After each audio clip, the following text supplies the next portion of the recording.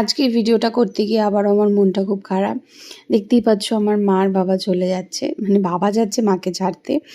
আমি বাপের বাড়িতেই ছিলাম। তো সেখানে বাপের বাড়ি থেকে মা ঘুরতে চলে গেছে। আর আমি এই দিনকে ফিরে আসছিলাম। মানে এটা গতকালকেরই ভিডিও। কালকে মা ঘুরতে চলে গেল আর আমি বাড়িতে বসে, বসে সমস্ত টুকিটাকি যেইটুকু পেরেছি টুকটাক রান্নাবান্না করে এসেছি খেয়ে-দেয়ে শ্বশুরবাড়িতে।